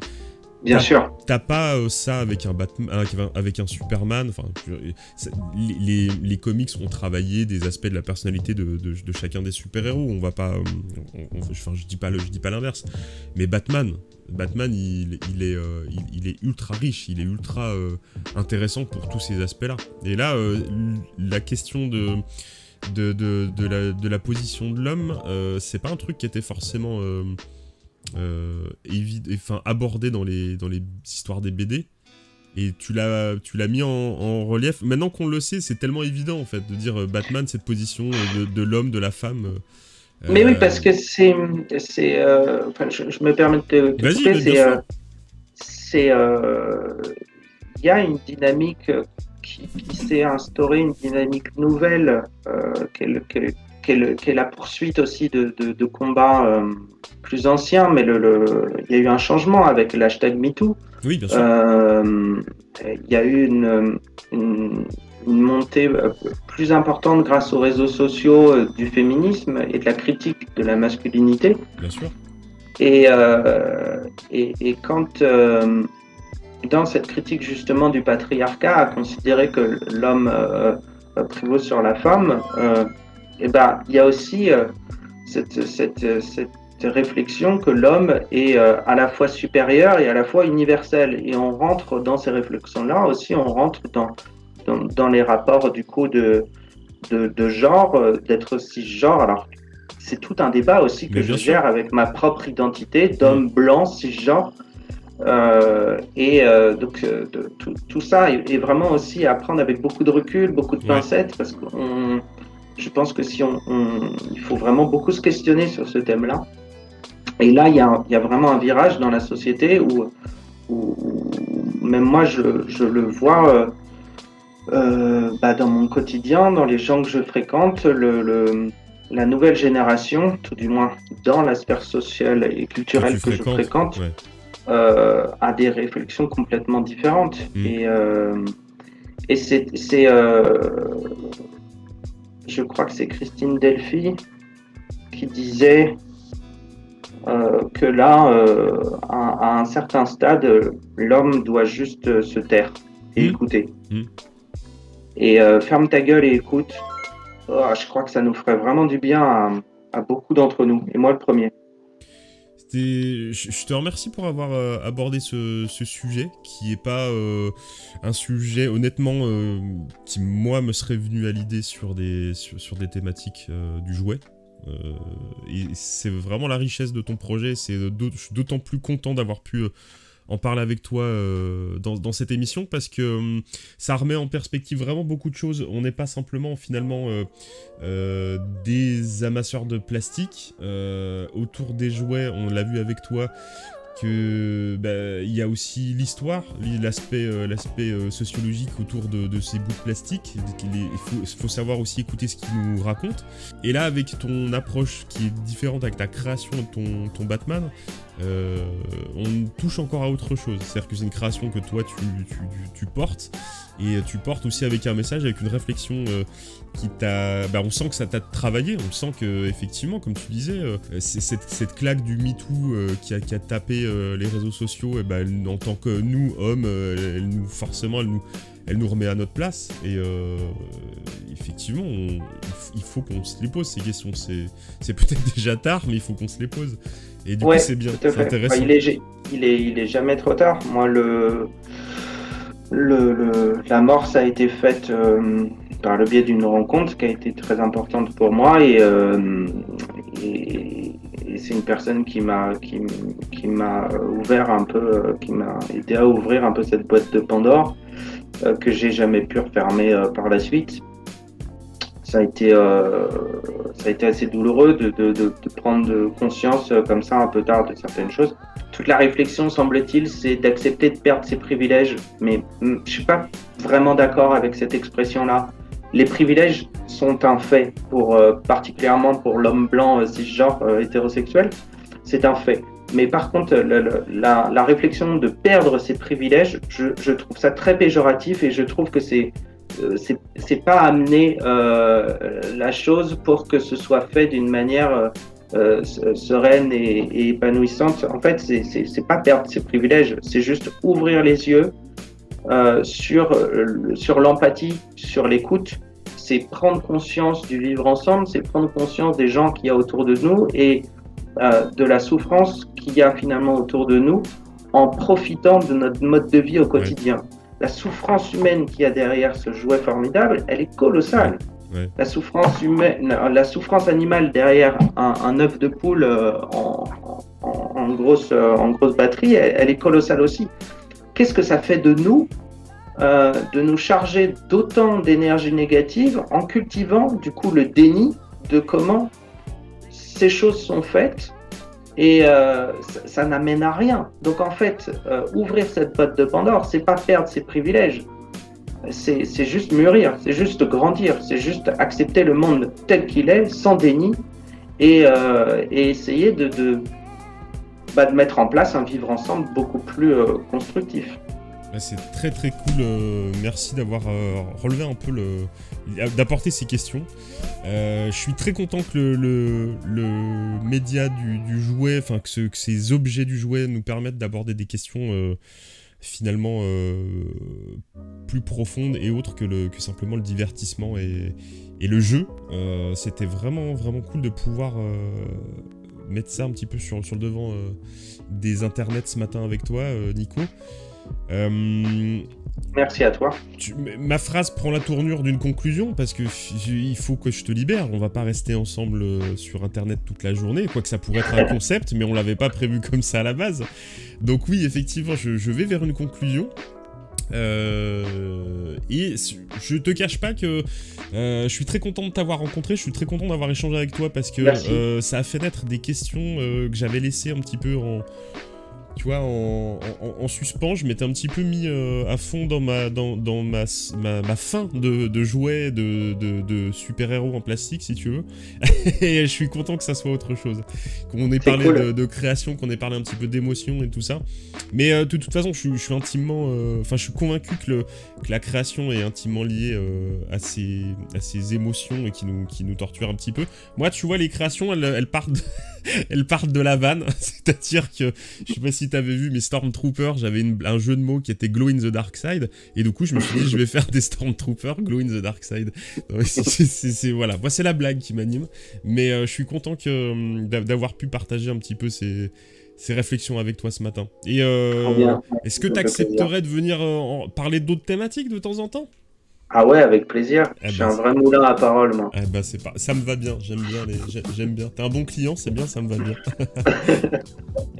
Je sais pas si ça va être dans le même contexte de travail, parce que j'ai quand même envie de montrer aux gens. L'envers du décor. Du décor, voilà. Alors attends, comment est-ce que je fais cette histoire? Voilà, je suis... Là, c'est le miroir, je suis sur une table, sur une planche, sur une chaise, sur une planche. Donc, ça, c'est vraiment... Et tout ça pour la beauté du cadrage, tu vois. Quand on disait que tu travailles, tout est dans la mise en scène, là on y est. La mise en scène, l'image, le décor, la poudre aux yeux, j'adore la poudre aux yeux. La coutume, c'est de faire... Ah voilà, il commence à nous montrer des jouets des Power Rangers. Je t'ai pas demandé de montrer de jouets, tu vois, on a été relativement sage et sérieux ce matin. Ouais. Ça, c'est voilà, sage et sérieux, je crois que c'est le mot. Alors qu'en fait, t'avais des jouets à nous montrer. Non, pas spécialement, c'est juste que là, ils traînent, ils sont sur la table en équilibre autant que moi. Oh, bah tiens, montre-nous ce que t'as sous la main, et moi je vais te montrer ce que j'ai sous la main. Ok. Et on va finir là-dessus. Ok, formidable. Alors moi j'ai envie de montrer ce jouet moche. Vas-y. Il est très laid. Il est très beau en même temps. Oh là là, il est d'une date limite là pour moi. C'est de l'officiel? C'est de l'officiel, ok, tout à fait. C'est du maître de l'univers de quoi ça? À quelle époque ça? C'est Motu, et là on est dans un timing temporel qui commence à me faire un peu les yeux qui piquent. On est en 2003. 2003, ouais, j'allais dire 2000. Ouais, c'est vraiment très dur pour moi d'arriver au-delà des années 2000, 2003, ça commence vraiment à être chaud pour moi. Ouais. Parce qu'en fait, ça commence à être moche. Ouais. Et donc ça, c'est une gamme qui est liée, donc c'est une gamme Mattel qui est liée à l'univers, maître de l'univers, Snake quelque chose. Ouais. Je sais plus quoi, si on peut me le dire dans le live là. Et il y a eu un Skeletor aussi de fait qui était absolument génial. J'ai réussi à toper en Espagne celui-là par le biais de Vinted. Et il est trop bien. Et ce qui est absolument trop cool, c'est qu'il m'est arrivé cassé. Ah merde! La tête. Le type avait J'étais pas prêt, la violence du truc. Le type avait fait un packaging de merde. Ouais. Et du coup, le truc s'est complètement brisé. Mais je m'en fous, parce que du coup, je ne l'ai pas payé. Ils me l'ont remboursé. D'accord. Et pour moi, ça représente un peu le vrai jouet. C'est-à-dire un truc très gros, très massif, beaucoup de plastique, cool, avec plein de pièces. Un vrai jouet, pour moi, c'est un gros machin qu'on peut taper contre une table. Okay. Chose que je faisais absolument jamais, hein, évidemment. Mais pour moi, ce truc-là illustre vraiment ce que c'est qu'un jouet, quoi. Et puis alors, on est carrément dans ces codes qui finalement sont assez présents dans mon travail. Une identité virile, complètement absurde Ah oui. et caricatural, homo-érotique. C'est ça, c'est ce que j'allais dire, complètement probable. viril, mais sexy. Mais oui, Hein, c'était toujours. Ouais, ouais, et cette frontière, elle est C'est ça. très drôle entre super viril Ouais. et en même temps Sexy. sexy. Ah oui, sa petite épaule nue, on a envie de lui faire un bisou dessus. Et Ouais, puis ouais. son petit kilt, ça entretient le mystère. Qu'est-ce qu'il y a sous ton kilt hein? C'est ça. Et ça, je trouve que c'est le sculpte de la tête est un peu vilain, Ouais. mais globalement quand même c'est un putain de super jouet. Alors, on sent qu'effectivement on est dans l'après 2000 parce qu'on a la mèche, on a la Justin Ouais. Bieber coupe. Exactement, Ouais. il est très dans ces années. Regardez son visage, il est vraiment très sculpté à la serpe. C'est Justin Bieber. Voilà, il est assez vilain et il est très empreint aussi d'une esthétique un peu jeu vidéo. Ouais, c'est ça.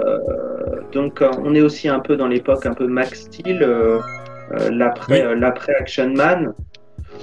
Non, je trouve ça intéressant et puis je trouve ça intéressant et un peu inquiétant aussi de montrer mon jouet cool qui date de 2003. Ça m'inquiète par contre.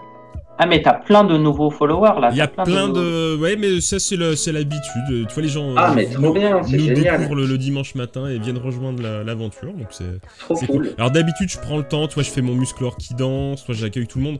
Mais j'ai pas d'invité d'habitude. Donc, je peux me couper moi-même. Ça pose aucun problème. Là, je vois. Là, tu racontes des choses intéressantes. Donc, on les accueille. On accueille tout le monde avec sympathie et remerciement de rigueur, mais vous aurez les poètes la prochaine fois. Et alors, à mon tour, je te montre un truc. Parce que, vas-y, balance. Alors, ce matin, j'ai fait mon premier vide-grenier depuis très longtemps. Mais oui, tu voulais me montrer ça tout à l'heure. Je croyais qu'il n'y en avait pas. Je croyais qu'il n'y avait pas de vide-grenier. Et finalement, il y en a un qui a popé, bien. comme ça. Entre hier et aujourd'hui, ça a popé, le soleil est tombé. Génial. Donc, je me suis levé tôt et j'y suis allé. J'ai pas trouvé grand-chose. Hein. J'ai franchement pas trouvé grand-chose parce que tout le monde y était. C'est-à-dire que tout le monde voulait, tout le monde voulait son truc. Alors, t'es allé tôt ? Ouais, pas si tôt que ça en fait. Je suis parti de chez moi à 6h du mat.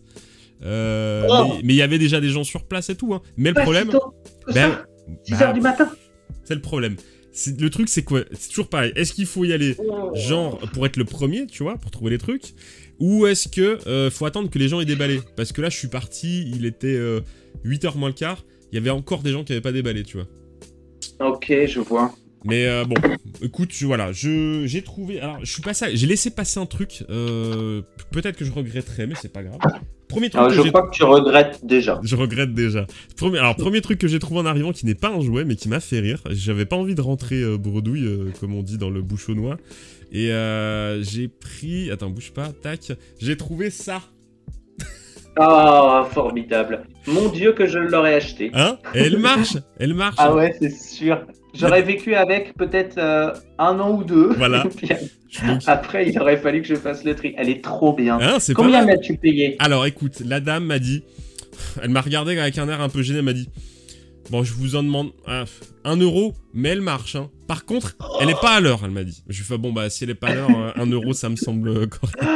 Tu sais que j'aurais mis jusqu'à 3 euros pour cette horloge. Je pense que j'aurais pu mettre jusqu'à 3 euros pour l'horloge. Oh, c'est incroyable, trop bien. Donc, cet artefact des années 90 va finir derrière, là, pendant quelques temps. Je pense que vous la verrez. La jalousie commence, là. Voilà, la jalousie commence. Je te passe le tour. Vas-y, montre-nous un autre jouet. Ah, je dois montrer un autre jouet. Ouais, vas-y, on va enchaîner. Je vais montrer ce... Ouais. On va rester sur Musclor. Ouais. Là, je ne sais pas si on est en 2010 ou en 1980. Tout est possible. Donc, ouais, c'est un bootleg mexicain. Jumbo. Et ils ont fait de la peinture que d'un côté. C'est ça, c'est ça. Génial. Il n'y a rien de l'autre côté. C'est une peinture derrière. Et alors, on parlait du jouet moche tout à l'heure. Là, on a l'exemple parfait d'un jouet moche, déjà d'une part. Et on a aussi l'exemple parfait de ce qu'on a dit tout à l'heure, abouti. Oui. Ce que tu commences. Oui. Car si l'artiste en question s'était dit « Ah non, je sculpte vraiment mal, rien n'est symétrique, je suis une merde. » Et ben en fait, il n'aurait pas abouti cette pièce magnifique d'art. Donc elle est pas du tout symétrique, elle est en tout point LED. Et regardez ça. Alors ça c'est formidable. Là. Ah, la Je texture. sais pas si on le voit. La texture. Oh, le slip en oursin. C'est un slip en Voilà. oursin. Et alors qu'est-ce que ça nous dit? Qu'est-ce que ça nous dit ça? Ça nous dit que Eh le ben, moule ça- est- Vas-y. Exactement, Ouais, exactement, ouais. c'est ça. C'est pas dans la sculpture initiale, Non, c'est c'est une altération du Ouais. moule en acier qui en créant le négatif crée le positif. C'est ça. Et là, ça veut dire qu'il y a de la réflexion sur le design Ouais. sur plusieurs étapes. Ouais. Donc il y a des gens qui cherchent à bien faire leur métier. Et ça, c'est formidable. Et même la peinture, elle est dégueulaise, ça bave, ils ont pas... Pff, rien qui... La peinture est hideuse. Et alors, ce qui est rigolo, c'est qu'on m'a demandé du coup de transformer ce Skeletor, ce Motu, ce He-Man en Skeletor. Pas Ok. celui-ci parce que celui-ci c'est le mien, mais le même modèle. Et alors, ce qui va être vraiment intéressant, et justement, je vais en apprendre beaucoup de cette mission, c'est que il va falloir que je fasse des trucs moches. Ouais, c'est cool. Et esthétiser la mocheté, Ouais. c'est très difficile. Bien peindre, c'est pas si complexe. Mal peindre, Mal peindre pour que ce en le soit... faisant ouais. bien, waouh. Ah, Là, putain. on est dans Eh, c'est philo, Inception, là. c'est philo ce matin. Ce matin, c'est Ouais, des vraies questions existentielles. Par contre, il a de très belles dents blanches. Ouais, Ah, ouais. ça, Alors, le mien, il a la chance de pas avoir le blanc des yeux parce que celui où ils ont peint le blanc des yeux, c'est un Ah enfer. merde. Il est tout d'un coup super moche. Ah, l'angoisse, tu sais, il est comme ça. Il est vraiment... figé. Ouais. C'est horrible. On dirait un peu le, tu sais, le mec de Trollolo, là, tu sais, Trollolololo. Oui, c'est un peu- j'adore c'est un peu ça. cet homme. Il est mort il y a pas très longtemps Oui, d'ailleurs, il y a ouais. quelques années. Rest in peace. Il a eu une nouvelle gloire avec Internet. Ouais, grâce aux internets. Allez, je montre un deuxième truc. Je vais vous montrer ce que j'ai trouvé. Il n'y a pas grand chose. Alors, ça, c'est un sac de jouets que m'a confié un ami. On verra si on a le temps de montrer après. Je fais dans l'ordre. Waouh, il y a de belles choses là. Alors, il y a des trucs, mais je vais faire dans l'ordre des trouvailles. On en a parlé tout à l'heure. Je pense que ça va te plaire. Ouais. J'ai trouvé ça. J'en trouve Ah jamais. Je n'en trouve jamais. Donc, il est. Ah. Il est en loose, il est, Arcula. tu vois, il est pas... Arcula de Skeleton Warrior. Voilà, il est comme il est. Écoute, il est comme il est, mais j'avais pas envie de le laisser. Je suis dégoûté. Donc, je l'ai eu pour 1 €. Oh là là. Voilà. Bah, on en parlait tout à l'heure, Tu c'est vois un très bel exemple. Arcula qui profite d'un paint job extraordinaire que Playmates a mis en place dans les années 90, en 94 je crois, qui a complètement changé le game un peu dans l'industrie du jouet, dont Ouais. McFarlane s'est inspiré par la suite Ouais. dans les fin des années 90, qui est le Lavi. Ouais, carrément. Et le Lavi qui est cette peinture très très diluée qui met en valeur les creux et Ça. donc qui par contraste met en valeur les volumes et permet vraiment de mettre en avant le travail du sculpteur. C'est ça, c'est vraiment très très cool. C'est superbe. Alors, Skeleton Warrior... C'est la meilleure gamme du monde. C'est assez simple. Après Alien de chez Kenner. Oh, je sais pas trop. Quand même. Mais Pour non, moi, non. un prochain live, on pourra déballer en direct, si tu veux, Shriek, qui est le meilleur jouet du monde pour moi. Ok, Et on pourra, je l'ai acheté sur eBay, je l'ai acheté en boîte pour pouvoir l'ouvrir. ouais. Et j'ai une hâte incommensurable d'ouvrir ce jouet et de le faire en live, ça pourrait être rigolo. Eh ben, écoute, carrément, j'avais prévu une émission spéciale Skeleton Warrior.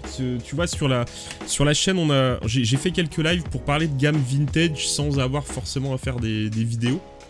Ok. Et j'avais prévu une émission spéciale sur Skeleton Warrior. J'ai très peu de pièces Skeleton Warrior, donc du coup, je valide ta proposition et on se fera Trop ça. bien. On se fera Ah, ça. hyper chaud. Ah bah cool.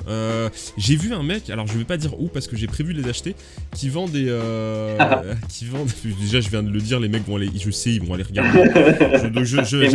Et moi le premier. Et toi le premier, j'arrête cette conversation ici, je vous en parlerai dans quelques semaines quand on fera D'accord. l'émission. Mais j'ai trouvé des trucs Skeleton Warrior et j'avais prévu d'en acheter. Trop bien. Et je finis... T'as d'autres jouets à nous montrer, Nico ? Non, vas-y, enchaîne. Moi, J'ai- j'en ai 10 milliards et si je commence, c'est pas J'ai pas trouvé ce petit truc, un petit Oh, slash mais 4, trop mignon. petit slash 4 Trop McDo, on en a déjà Ouais. parlé dans la chaîne. Je l'ai déjà, donc... J'avais trouvé lui. Ah bah voilà. Ah mais oui, je l'ai vu en photo, qui est dans les dernières séries qui ont été faites, celui-ci. Ouais, le tien que tu as, mon frère Quentin l'avait celui-là, Ouais. et hyper cool. Bah, Hyper ils sont... cool, celui-ci. on en Mais a- c'est McDo, hein, c'est ça, Ça, c'est non? McDo, ouais. On en a Ouais, parlé ouais, l'autre c'est coup, ça. c'était vraiment dans les meilleurs jouets McDo qui étaient faits. Pour moi, Ouais, c'est clair. les Attack Pack, ça fait partie des meilleurs jouets qui a été faits dans Ouais. McDo. Alors, tu vois, c'était thématique McDo ce matin. Donc, j'arrive, je trouve cette horloge Mais Ronan. oui, c'est vrai. J'ai Ouais. trouvé ça et j'ai laissé passer une poupée Happy Meal de chez Mattel qui était Todd, Ah. Happy Meal Todd. Mais alors, du coup, tu dis que c'est l'ami de Barbie? Non. T'as dit quoi? Non, c'est un petit garçon qui s'appelle Todd Ah non, c'est juste- et qui consomme du Happy Meal. Tu vois, il était vendu avec son petit plateau Happy Meal. Ouais. Ah, c'est là où t'as du regret, du coup, c'est ça? Pas tant. Bon, bah, tant. tant mieux, tant mieux. Par contre, en boîte, je suis sûr que tu ne l'aurais pas laissé passer. Il était en boîte. Merde! Il était en boîte pour 5 €. Et, Merde! et j'ai réfléchi, tu vois, et je me suis retourné pour discuter avec le pote avec qui j'étais. Et après, je me suis retourné, il avait disparu. Donc voilà, tant pis, c'est pas grave. C'est Et pas bah grave. tant pis. Voilà. Ouais. Il a un autre foyer. Mais Exactement. honnêtement, non, pas non plus tant de regrets que ça. Finalement, Non, ça pas reste, ça reste un petit enfant dans une boîte. Avec de Happy Meal. J'ai retrouvé mon jouet. Vas-y, montre. Gros kiff là. C'est Toy Busters qui me l'a offert. Oh, c'est... Alors, ah ouais, non, je connais pas, C'est en fait. Alice qui me l'a offert. C'est Alice qui te l'a offert. Toy Buster qui est pas passé ce matin, parce que je crois qu'elle fait des brocantes de son côté. Ça m'étonne pas d'elle. Ça fait penser un peu à du Mr. Freeze dans Batman. Mais... Licence extraordinaire. On Ouais. est, en fait, on n'est pas du tout sur une licence d'ailleurs. C'est Ouais. Chapmay. C'est du ma Chapmay. marque. Ok. Voilà, c'est ma marque préférée. Ouais. Alice l'avait trouvé du coup en brocante. Non, elle l'avait trouvé dans un lot, je crois. J'avais été hyper jaloux, mais je n'avais pas témoigné ma jalousie. Et l'autre jour, je l'ai accueilli avec Rima et du coup aussi avec le copain de Alice dans mon atelier. Ouais. Et elle m'a offert ce jouet qui est Cool. dans des conditions incroyables. C'est très dur de le trouver avec sa pince. Ouais. Très Ils sont- compliqué de ils le sont trouver péteux. avec... Voilà. Très compliqué de le trouver avec son globe. Très Ouais. compliqué de le trouver avec son globe en parfait état. Ouais. Et du coup, bah, on est effectivement sur un ersatz de Mr. Freeze. Ouais. C'est tout l'intérêt de Chapmay. De c'est Chapmay, que- ouais. c'est qu'il crée lui et puis lui là. Ah, et puis lui aussi. Alors, ça, Ouais. il y a des Chapmay que j'ai pas encore, que je désire plus que tout. Ça, c'est du Chapmay. Ça, Bah, c'est bien du- sûr. Là, c'est du level. Je l'avais Oui, déjà oui, montré à Davy. C'est du level incroyable. Celui-là, je l'ai. Et celui-là, qui est juste extraordinaire aussi, Ouais. que j'avais également montré à Davy. Ouais. Cool. Dès qu'il y a de la translucidité, Ah ben de oui, toute manière, ah, c'est génial. On parlait de C'est Mantis, super beau. on parlait de Mantis dans la gamme Alien tout à l'heure. Dès que ces figurines, elles ont des espèces un peu ouais, comme tu dis. Je redis ce que tu dis en fait. Hein, je suis absolument pas intéressant. C'est pour ça que j'invite des gens. C'est que vous faites le taf pour moi en fait. Vous dites les trucs. Moi je fais. Oui, le translucide, ça rajoute du relief, ça rajoute de l'intérêt. Ouais. au jouet.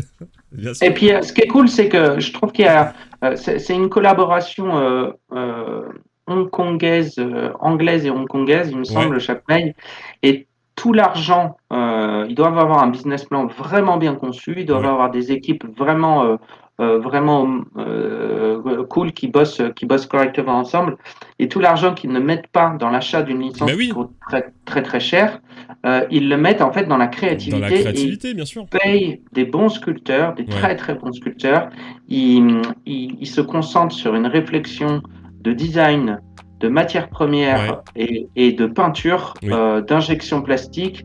Et là, par exemple, sur des petits détails comme ça, tu vois, ce grappin là, Ouais. sur cette pince, et ben, on a un effet aérographe Oui. en dégradé. En dégradé, ouais.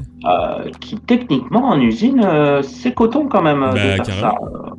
Là, on a Carrément. une petite peinture métallisée. Ouais. Non, c'est superbe ça. Très très bien pour du petit jouet sans licence à pas trop cher, parce que c'est des jouets qui sont pas chers à l'achat. Exactement. C'est très très beau, c'est très très beau.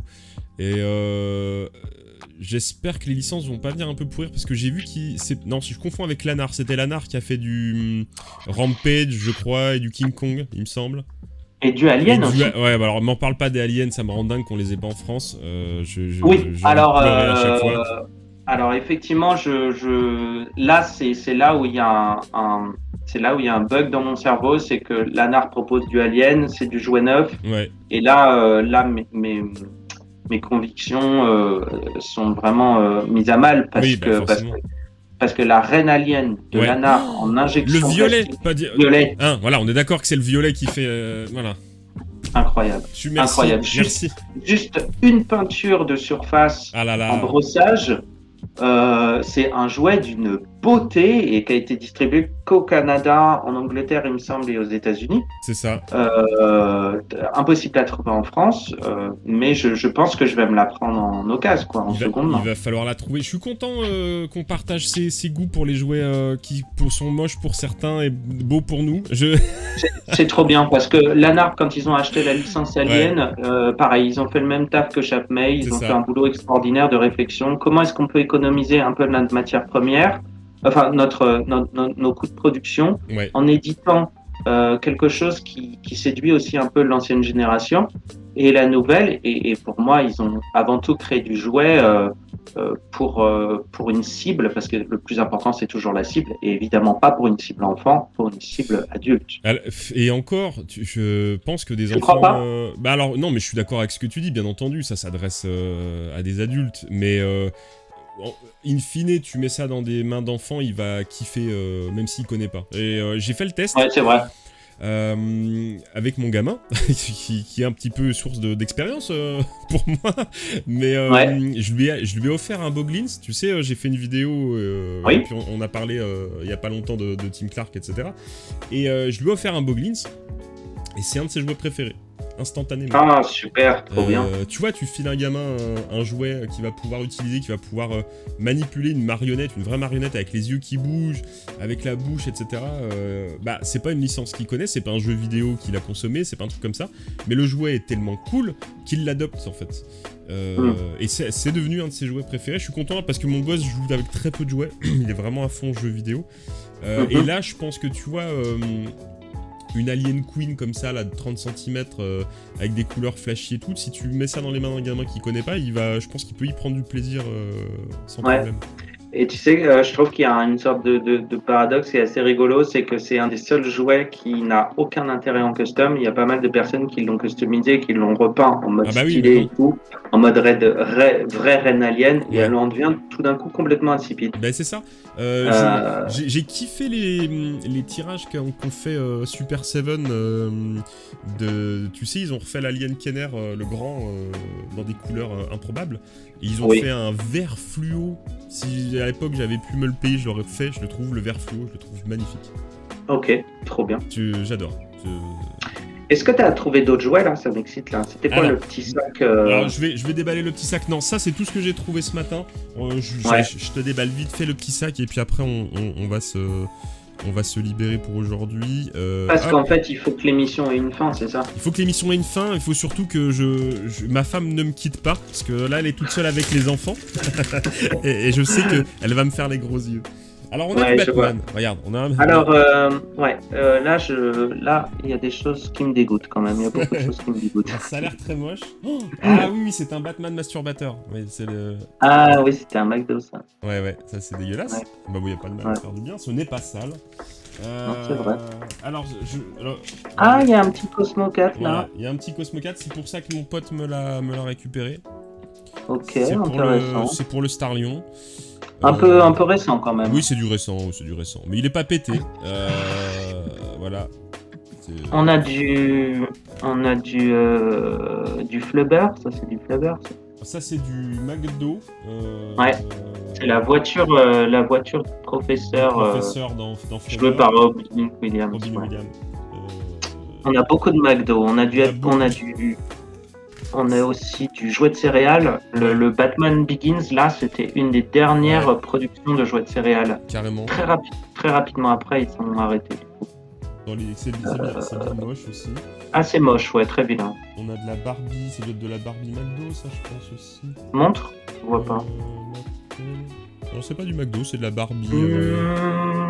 Ça, je sais pas. C'est moche. C'est moche, hein, on est d'accord. Hop, on a du Atlantide aussi. On a du ouais, donc pareil, ça se... McDo. Ouais, McDo. Toujours McDo. Ça, c'est du McDo aussi, je pense. Ouais, tout à fait, je dirais ça. Bien moche, hein, il est bien dégueulasse. Ouais, il est assez vilain, effectivement. On a du Dr. X. Ça, c'est pas du Kinder, non? Non, mais je ne sais pas, mais c'est moche, le nez est difforme, c'est bizarre. C'est vilain aussi. Ah, c'est vilain, on est d'accord. Ouais, on a du Dr. X McDo, toujours aussi. Ouais. Ça, c'est quand même très représentatif. C'est intéressant quand même d'avoir ce lot-là parce que c'est très représentatif de ce qu'il y a aujourd'hui dans les brocantes, je trouve. C'est des caisses entières de merde qui, mais qui, en fait, c'est comme le personnage dans Indiana Jones et la dernière croisade, exactement.